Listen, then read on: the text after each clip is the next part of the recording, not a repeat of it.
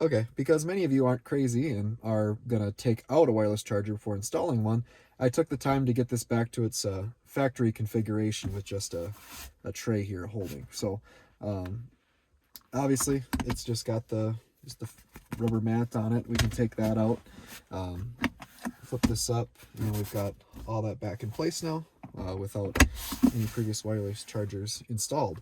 We're going to be doing the Boost Auto charger. So again, thank you to them for sending us this. I know they're in high demand. A lot of you know about this one already. So, you know, because a lot of you know about it already, you know, they also have a great video tutorial of how to install it as well. I think my kind of goal here is to hopefully maybe give you some confidence that you can DIY this one yourself. It's not that hard.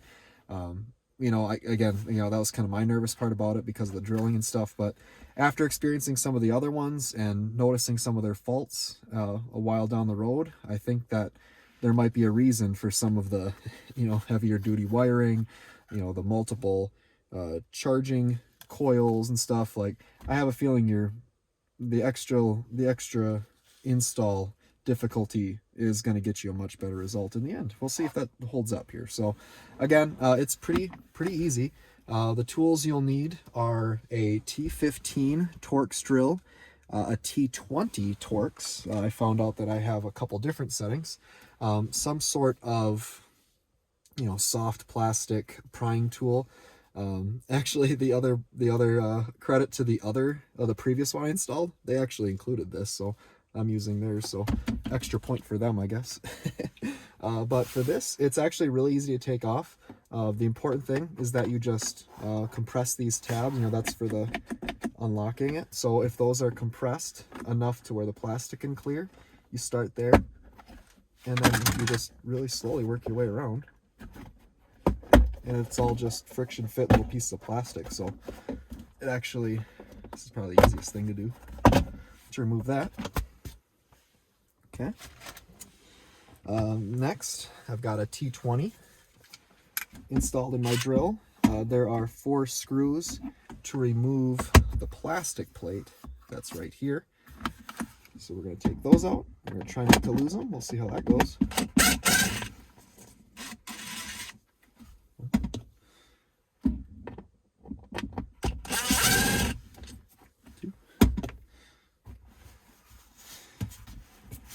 Actually, I lied.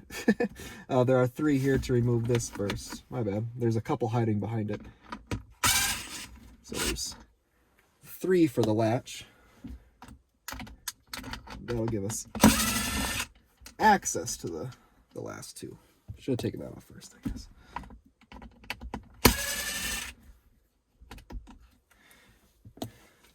That comes off pretty easily. There you go. There's the 2 that I needed to get at to remove the rest of that tray.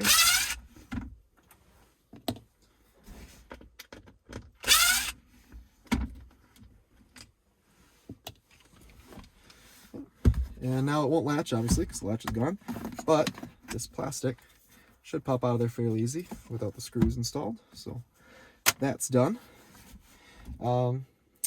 Now we will cut to the back side where we'll show how to remove some of this stuff and to get at the wiring harnesses. So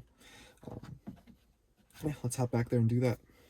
Okay, so we're in the back of the vehicle now.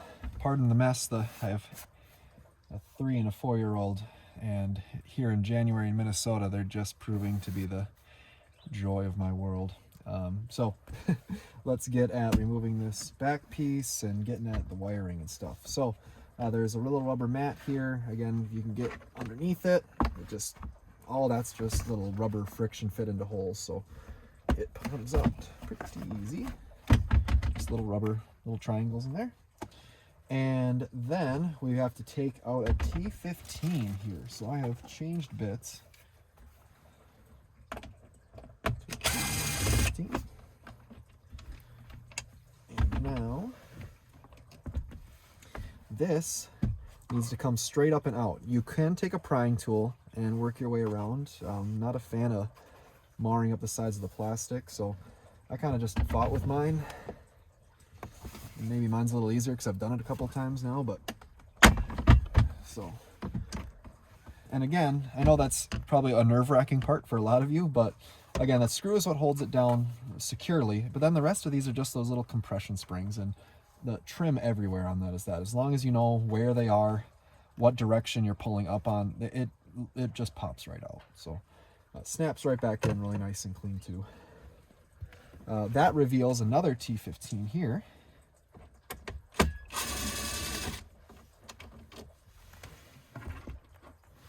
Now with that one gone, we have more of those springs, those tabs. We'll pull that loose, work your way down. Wiggling, trying to free stuff up. Good one down here, I guess. There we go. Again, everything is just straight back, so I wasn't trying to twist, I was trying to go back with it. So that last one on the bottom there kind of was fighting me a bit. Okay, I suppose the camera angle isn't the best now, but standard wiring harnesses that have those little kind of red tabs that you have to pull back so you can compress something. I guess this one doesn't have it, but there's like a little red part with your fingertips. You can pull it back and then you can compress to get that little barb to let it loose. So yeah, pull the red tab back, push down. That, push back, push down, comes out. You can see that a little better now maybe. Should I enhance? Enhance. There we go. Yep, so when that's installed, just slide that back. And now that'll allow that little tab to compress. There we go. Okay. And then the Boost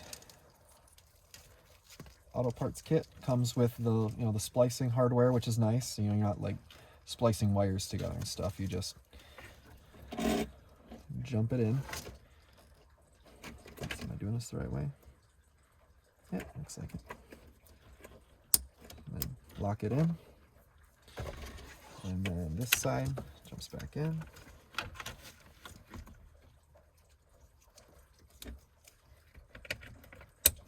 There we go.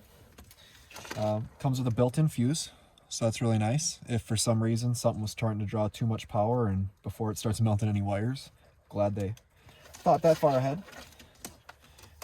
Pretty decent amount of cable, so we are going to have to do a little bit of cable management here. Try not to block anything. But this is the end that's going to end up coming pretty far up here. So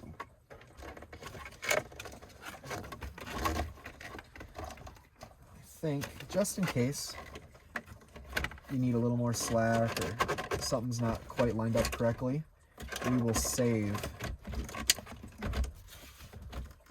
doing a firm snap of that. Maybe I'll just, there you go, just kind of tack it in place, so to speak. So we'll come back to buttoning all this up, but that should be done. Once we run this through, connect it to the end, after we got to drill a couple holes, obviously, but yeah, it's just clink, clink, clink, clink. This will be done, so I don't have to revisit that, I don't think. Just reverse everything we did. Let's get back to the front.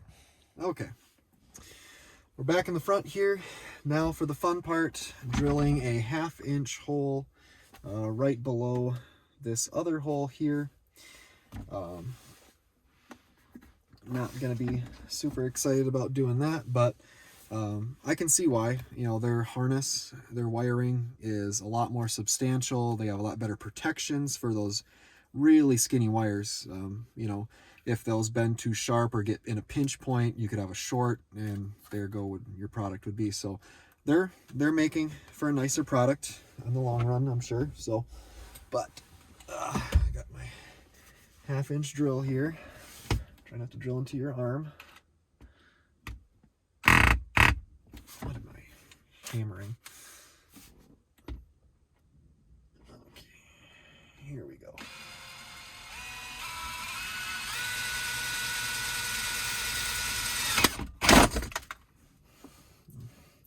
You're never going to see it. That's what I got to tell myself here. Never going to see it. It's not my cleanest drill hole. Oh, mark, but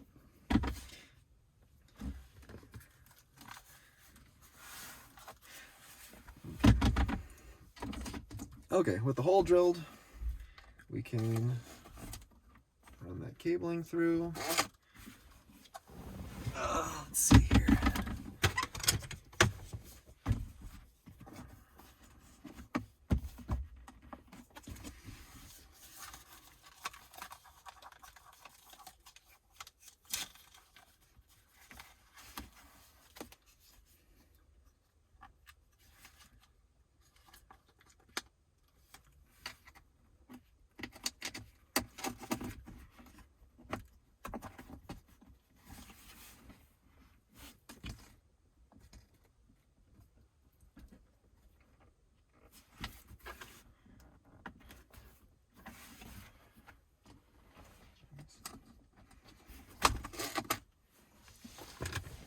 That should have been a little lower.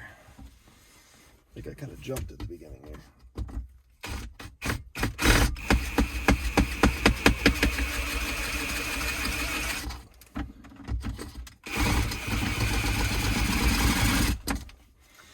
Like a little mill work with a drill bit.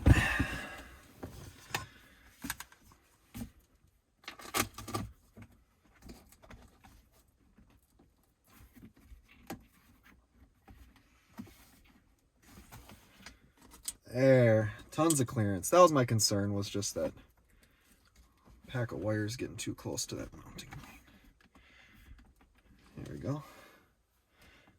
Okay. All right, so now that we got the tray in place, the hole drilled, we can put in the screws for the tray, and we can put in the screws for the charging pad. They came with their own. They came with Phillips. Why Phillips? Everything else is a T15 or a T20.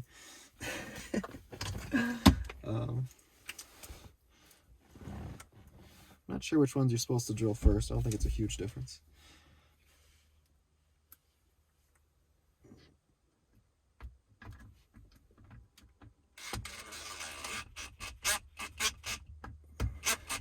I'm just gonna put everything in real light for first here.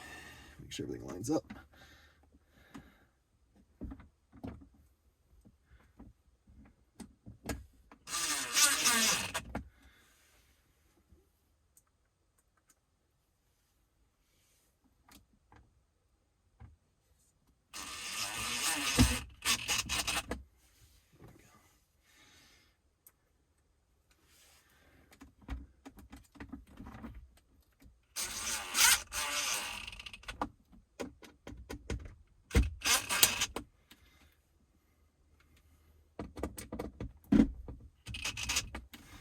Good.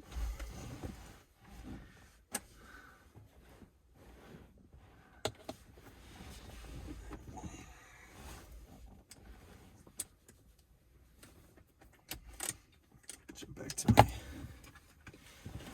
T20.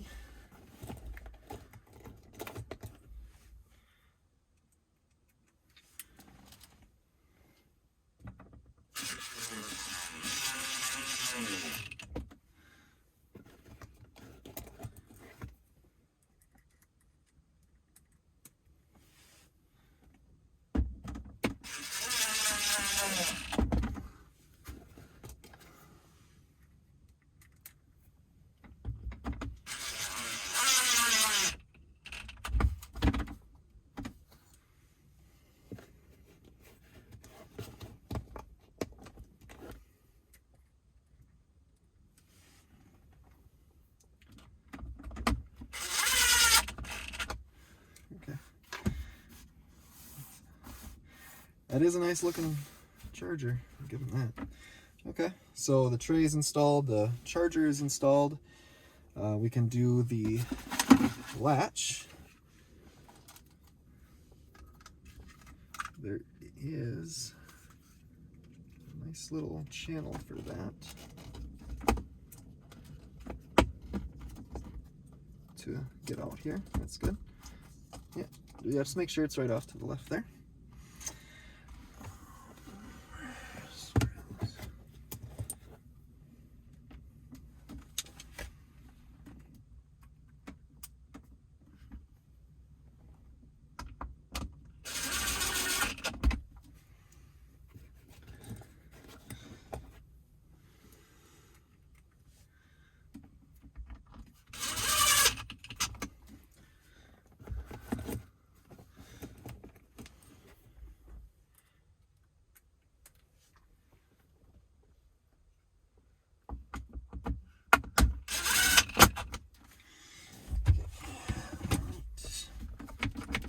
looks good. Now,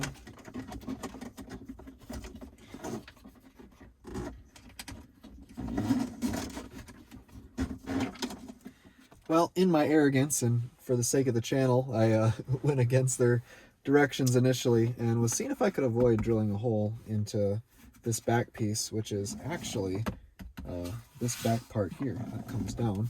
Was seeing if I could sneak it through there, and that's not going to be a good long-term solution. Based on how it pops out of the bottom of this tray, the geometry really lends itself to hit here. So, you know, obviously that's going to be really hidden. You're never going to see it unless it's flipped up fully. So, you know, for the longevity of the wiring and everything, we're going to drill a hole in that. We weren't supposed to have this locked down all the way, so you could still get access to it. There we go. So yeah, a little bit of clearance there so you don't drill into that is going to be good. Actually, again, in my overconfidence, I was putting it back together to see what it'd be like, so that's not going to fly. There we go. So now we can, fortunately, super easy fix. I know I already kind of fished the wires through here, but I can just disconnect that, fish it through here, back in, through there. Shouldn't be too hard. But now I get to drill a hole. So, same 1/2 inch bit.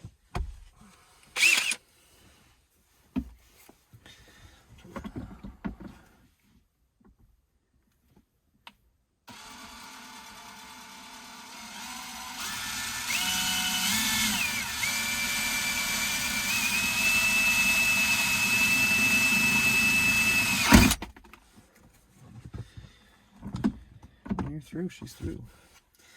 Okay. Now this is where following the directions is going to help you.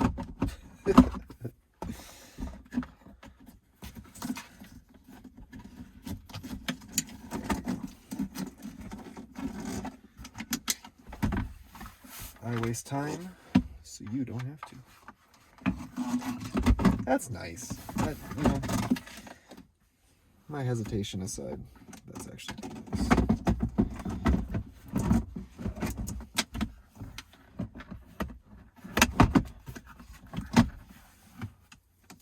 That's clean.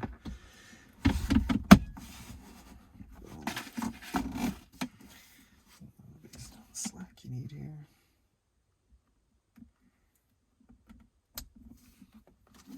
So yep, that tucks nice here. That's gonna tuck nice here.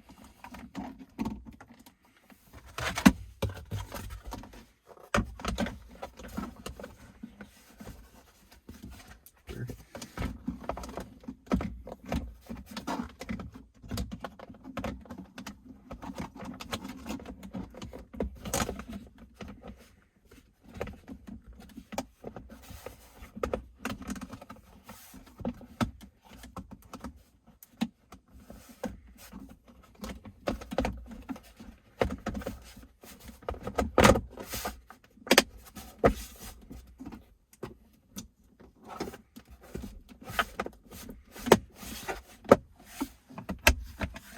There we go. I think it was supposed to go through. Yeah. Boost has a nice video explaining it as well. I thought he went through there. How does that sit?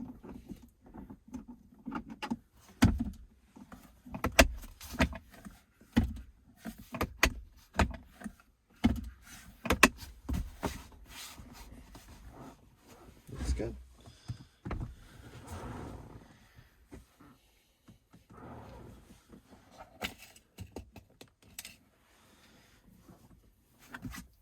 I got everything else buttoned down in the back, so we are done. Putting this back in, there's 2 to 2, 1 in the back, so make sure that orientation's right.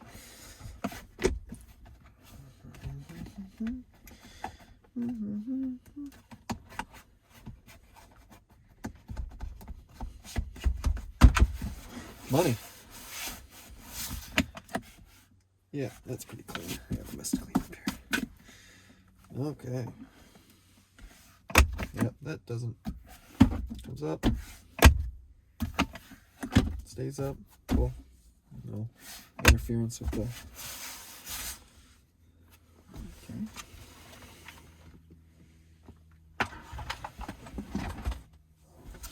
All right. Initial look. To be honest, that looks better. I think most people would agree with that. This looks a lot more factory, seamless. No one's even gonna know that doesn't look like factory. I did play around with it a little bit once it was turned on when I was testing it, and you've got a few color options here. Do you want indicator lights? Do you not? Do you want an indicator light when it's on but not charging? There's a little button here to go through the modes. The charging light's very subtle. The not charging light is also very subtle. I like that. I didn't realize how much I'd like it until I had one that wasn't subtle. So I like leaving them both on personally for my initial take. But like I said, I've got some time before the next part shows up, and so I kind of want to give this one a decent road test. So yeah, I'll, like I said, I'm going to charge it. I'm just going to throw it on here quick, kind of compare it to the other one, see where it charges, where it doesn't, see if it lasts maybe a couple weeks or so, and then I'll review the other part and kind of give my overall rankings and feedback here. So but yeah, initial quality, like I said, the install, the drilling the holes is probably the only, really maybe the only thing, again, at the current moment, the price on this one was more affordable than the previous one. So if the build quality is better, if I can charge it more conveniently, the look, and like I said, the lighting issue, might have a hands down winner so far. But like I said, we got one more to review. I'm gonna give this one a thorough road test. So I'll see you guys in the future here.